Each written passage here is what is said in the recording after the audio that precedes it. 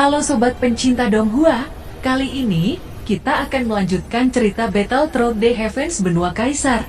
Cerita dan video ini diambil dari channel Mebarta. Tanpa banyak basa-basi, mari kita simak alur ceritanya. Melanjutkan dari cerita sebelumnya, kaki Xiaoyan melangkah ke udara dan menyusul sosok pemimpin yang mundur. Penguasa Suan dan api langit muncul di tangannya. Kekuatan Xiaoyan membuatnya hampir kehabisan nafas. Segera tongkat harimau akhirnya ditembakkan dan itu menjadi ratusan harimau ilusi yang sangat sulit untuk menemukan tubuh asli dalam ilusi ini. Dengan mengeluarkan teknik bertarung tingkat dunia, pemimpin itu berpikir akan mampu mengalahkan Xiaoyan dalam satu serangan. Namun Xiaoyan mengeluarkan teknik bertarung tingkat semi suci dengan penggabungan tiga api langit menjadi satu penguasa Suan. Penguasa api menjadi transparan dan diayunkan secara horizontal.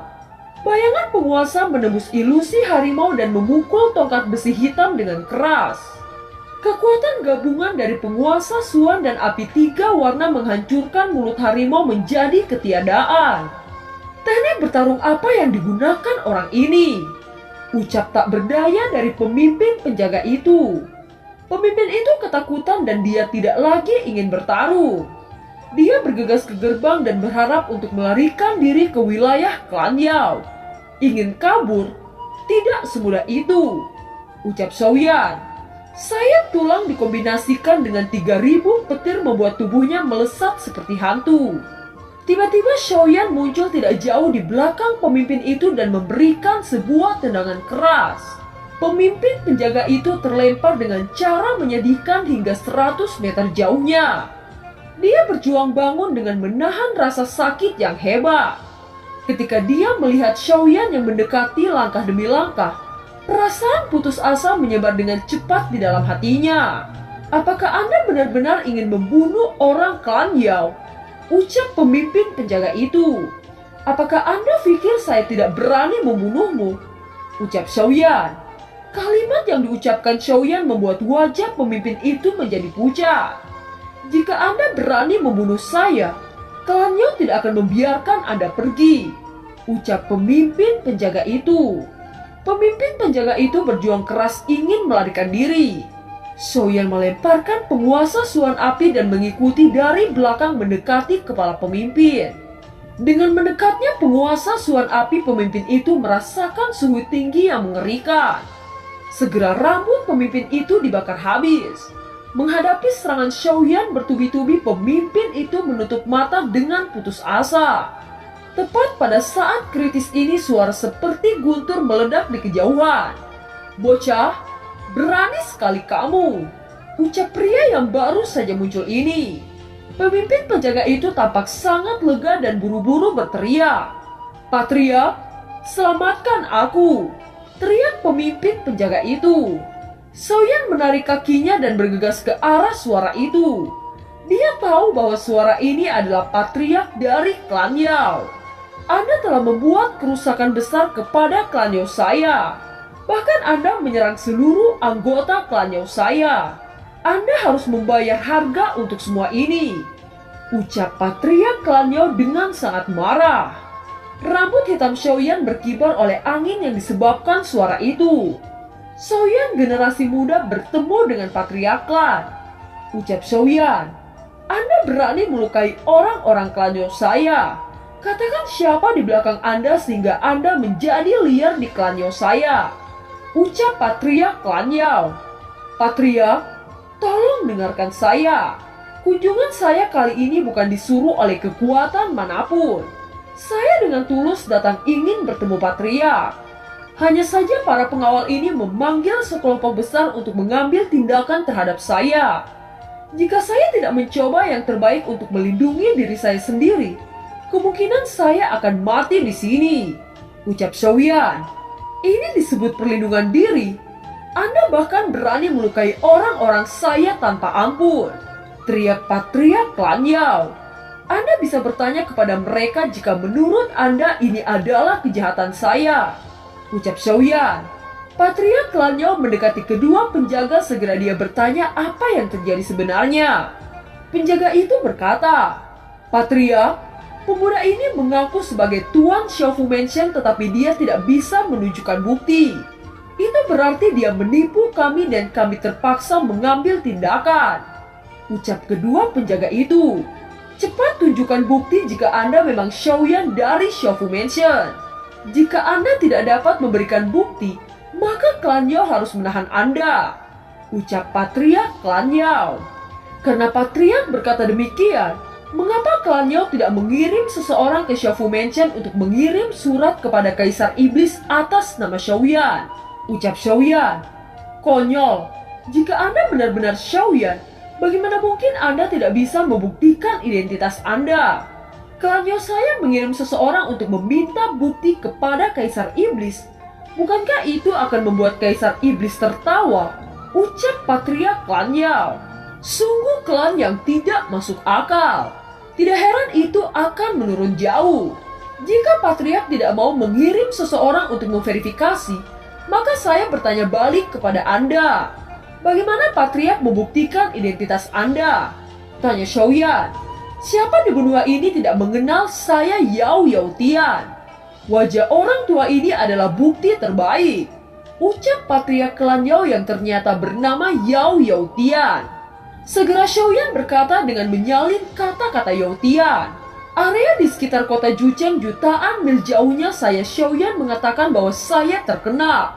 Hanya klan Yao tidak mengetahui ketenaran saya. Ucap Xiaoyan dengan ejekan samar. Mendengar kata-kata Xiaoyan, wajah tua itu langsung menjadi merah. Bagaimana bisa Xiaoyan dibandingkan dengan orang tua ini? Tak ada gunanya mengucapkan kata-kata kosong yang hanya memanfaatkan lidahmu dengan baik. Karena kamu tidak bisa membuktikan identitasmu, maka saya akan memaksamu untuk menunjukkan niatmu sebenarnya. Ucap Patriark Yao Tian. Dalam menghadapi krisis ini, Xiaoyan mengangkat penguasa Suan Api untuk melindungi tubuhnya. Kekuatan yang agung menabrak penguasa Suan Api, segera tubuh Xiaoyan terbang ratusan meter. Teriakan keras terdengar tepat di atas kepala Xiaoyan. Saya bisa membuktikan identitasnya. Ucap Zeni yang baru saja tiba. Serangan cengkraman yang sangat tajam berhenti tepat di leher Patriark Yao Tian. Jika Patriark Yao Tian menyerang Xiaoyan bahkan sekecil apapun, maka cakram ini akan memotong tenggorokan Anda. Ucap Zeni. Patriark Yao Tian terkejut dengan perubahan situasi ini. Segera tubuhnya mundur menjauh dari Xiaoyan dan cakram tajam Zeni menyelinap di udara memotong pohon besar. Maafkan kami jika kami datang terlambat. Ucap Zeni tersenyum kepada Xiaoyan. Nona Zeni, mengapa Anda di sini? Ucap Patriark Yao Tian memandang Zeni. Melihat kedekatan Zeni dan Xiaoyan, Patriark klan Yao itu memiliki ekspresi aneh. Kenapa saya di sini? Apakah Anda masih memerlukan jawaban dari saya? Ucap Zeni. Apakah dia benar-benar Xiaoyan? Ucap Patriark Yao Tian dengan sangat terkejut. Ya, itu benar. Dia adalah Xiaoyan, sekutu dekat persatuan Sangmeng dan adik lelaki Kaisar Iblis King Hao. Ucap Zeni. Setelah Zeni secara pribadi mengkonfirmasi identitas Xiaoyan, mobil Patriark Yao Tian segera menyusul. Lagi pula nama Xiaoyan sudah terlalu besar di tahun-tahun ini. Beberapa formula telah membantu persatuan Sangmeng memonopoli pasar pil. Ini adalah sesuatu yang diimpikan oleh klan Yao tetapi mereka tidak dapat melakukannya. Orang yang membuat pil dan mengendalikan pasar pil sebenarnya adalah seorang kaisar bintang 4. Sungguh kemampuan yang luar biasa. Gumam Patriark Yao Tian cemburu saat melihat Xiaoyan bukan anggota klannya. Tolong maafkan orang tua ini yang telah dibutakan oleh situasi. Ucap Patriark Yao Tian menangkupkan kedua tangannya. Saya tidak membenci klan Yao. Ini tidak lebih dari kesalahpahaman. Ucap Xiaoyan. Zeni mengerti pikiran Xiaoyan. Dia menghela nafas panjang dan tidak bersikeras lagi. Kali ini Patriark klan agak terkejut dengan kemurahan hati Xiaoyan. Dia tahu dalam hatinya bahwa semua itu memang kesalahan klannya. Saudara Xiaoyan, Anda memang seorang pria sejati. Tetapi karena klan Yao ini telah melakukan kesalahan bahkan telah melukai Anda, Lelaki tua ini harus menunjukkan sedikit kompensasi. Ucap Patriark Yaotian memberikan pil obat kepada Xiaoyan. Walau Xiaoyan tidak membutuhkan pil yang diberikan oleh Patriark Klan, dia masih menyimpannya dengan suasana hati yang baik. Melihat Xiaoyan dengan wajah tenang, Yao Yaotian menghela nafas lega. Hahaha, orang tua ini lupa bahwa pil obat saudara Xiaoyan jauh lebih terkenal di daratan Kaisar. Ucap Patriark Yaotian. Patriark Klan terlalu memuji. Sebenarnya kedatangan di sini untuk mencari rahasia klan Yao. Ucap Xiaoyan. Mencari rahasia klan saya? Ucap Yaotian tidak berharap bahwa permintaan Xiaoyan sebenarnya adalah metode rahasia klan Yao. Xiaoyan juga mengerti Patriark Yaotian tidak akan menyebarkan metode rahasia klan. Tetapi Xiaoyan masih akan bertanya. Bolehkah saya tahu bagaimana Patriark Yaotian menghidupkan sisa jiwa? Ucap Xiaoyan. Anak kecil, jika bukan karena Nona Zeni di sini, saya benar-benar ragu apakah Anda benar-benar Xiaoyan. Ucap Patriark Yaotian. Saya ingin meminta Patriark Yaotian membuatkan pil untukku. Sebagai gantinya Patriark Yaotian mendapatkan formula yang mampu bersaing dengan Quildan. Saya ingin tahu apakah Patriark Yaotian tertarik dengan penawaran ini. Ucap Xiaoyan. Mendengar kata-kata Xiaoyan, ketidakpuasan dari wajah Patriark Yaotian telah menghilang. Xiaoyan dengan cepat berkata lagi. Tentu saja saya secara alami mengerti aturan klan Yao. Jika Patriark bisa membuatkan pil untuk saya menerima semua persyaratan Patriark klan Yao. Ucap Xiaoyan. Katakan, pil apa yang kau butuhkan? Ucap Patriark Yaotian. Jadi apakah Patriark setuju? Ucap Xiaoyan sangat gembira. Kepahitan yang terjadi dengan klan Yao tiba-tiba menghilang. Patriark Yaotian mengangguk. Sekarang setelah amarahnya hilang, dia sangat menghargai Xiaoyan. Belum lagi bahwa tampaknya hubungan antara anak ini dan Zeni benar-benar tidak sederhana. Ingat, jika saya membuat pil untuk Anda harus memberikan formula King dan pil Kidara. Ucap Yaotian dengan bersemangat. Patriark Yaotian dapat yakin. Apa yang saya janjikan pasti saya berikan. Leluhur saya Xiao Xuan mengorbankan dirinya untuk membantu saya dan sekarang hanya ada jejak jiwa yang tersisa. Saya meminta Patriark Yaotian memberikan obat misterius untuk membangkitkan kembali leluhur saya. Ucap Xiaoyan. Kebangkitan jiwa? Yaotian diam untuk sementara waktu. Setelah itu dia mengangkat kepalanya dan memandang Xiaoyan saat berkata, saya khawatir bahwa saya akan mengecewakan Anda. Ucap Patriark Yaotian. Kata-kata Yaotian seperti petir di telinga Xiaoyan. Harapan untuk menghidupkan Xiao Xuan yang baru saja muncul segera pupus. Patriark klan Yao mengarahkan pandangannya ke langit yang jauh. Perlahan-lahan dia berkata bahwa pil itu memiliki sejarah panjang dan dapat dibalik, tetapi tidak dapat dipulihkan. Perlahan-lahan dia berkata bahwa pil itu memiliki sejarah panjang dan dapat dibalik tetapi tidak dapat dipulihkan.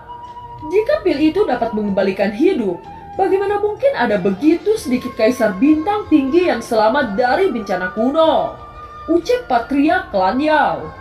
Xiaoyan sangat putus asa. Dia duduk di tanah dengan kaki tertekuk memandangi cincin spasial dan berkata, Leluhur, apakah semua perjalanan saya di benua ini akan sia-sia?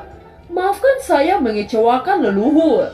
Ucap Xiaoyan sangat putus asa.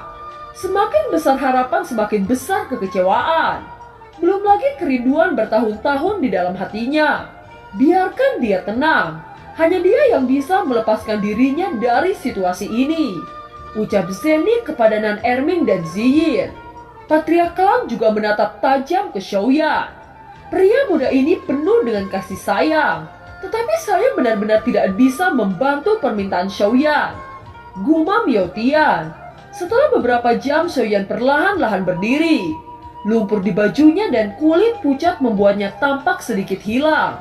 Tetapi matanya secara bertahap perlahan-lahan jelas dan tegas. Dia membungkuk sedikit kepada Patriark Yaotian dan berkata, Terima kasih kepada Patriark. Xiaoyan sudah merepotkan Anda. Saya akan memikirkan cara lain untuk membangkitkan leluhur saya. ucap Xiaoyan. Mungkin suatu hari ketika Xiaoyan berdiri di atas, saya tidak hanya bisa berbalik melawan langit, tetapi saya juga bisa mengubah takdir, ucap Xiaoyan. Xiaoyan berkata dengan mata yang penuh dengan kehampaan, tetapi aura yang luar biasa tiba-tiba pecah di tubuh kurus itu. Itu adalah tekad yang tidak menyerah dengan keadaan. Bahkan udara di sekitarnya tidak bisa menahan getaran kaki Xiaoyan. Xiaoyan perlahan berbalik dan berjalan langkah demi langkah. Semua orang melihat bahwa ada sesuatu yang misterius saat mengamati Xiaoyan. Langkah-langkah Xiaoyan tampaknya menggemarkan semacam misteri di langit dan bumi. Tubuh itu di depan semua orang tetapi tampaknya jauh, seolah-olah menyatu dengan langit tanpa perbedaan. Bahkan Xiaoyan berdiri tidak menyadari bahwa dia dalam keadaan misterius. Xiaoyan hanya mengambil 10 langkah pada saat ini, tetapi semua orang tidak bisa menangkap jejak Xiaoyan. Tampaknya Xiaoyan di depannya hanya proyeksi langit dan sangat tidak nyata. Ziying bingung dan Erming bingung. Zenny mengurutkan kening seakan memikirkan sesuatu. Begitu juga Patriark klan Yaotian memiliki ekspresi kaget saat dia berkata, "Alam pencerahan ilahi." Tanpa diduga di usia muda ini dia bisa memasuki ranah pencerahan ilahi, ucap Patriark Yaotian. "Patriark, apakah Anda yakin dia telah memasuki ranah pencerahan ilahi?" ucap Zenny dengan mata terkejut. Orang tua ini tidak akan salah membaca. Itu memang keadaan pencerahan ilahi. Lelaki tua ini hanya memasukkannya 1 kali dalam hidup saya, dan itu hanya 3 detik. Tetapi Xiaoyan telah melewati 7 detik saat ini dan masa depannya tidak terbatas, ucap Patriark Yaotian.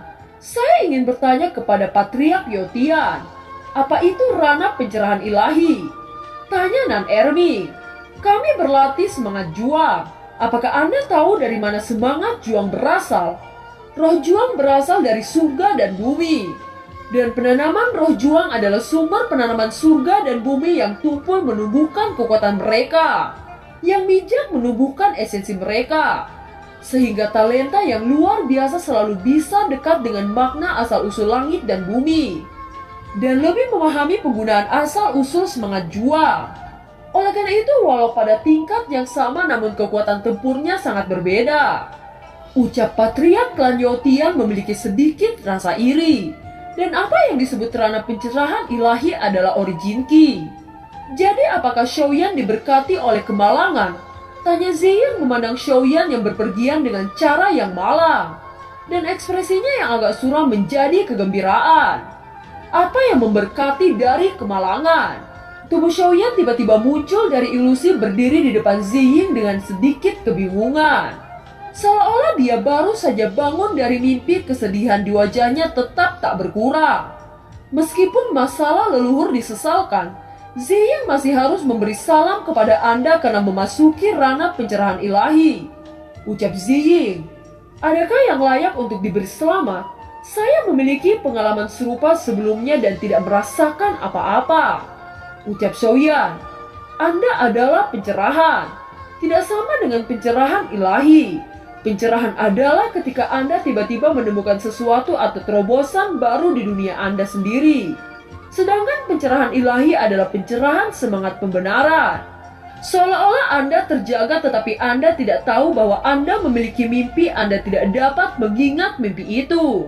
Tetapi segala sesuatu yang terjadi telah tercetak dalam darah Anda. Ini adalah yang paling misterius dari kekuatan origin ki, ucap Patriark Yaotian. Dan film pun berakhir. Terima kasih telah menyimak dari awal sampai akhir ya. Sampai jumpa.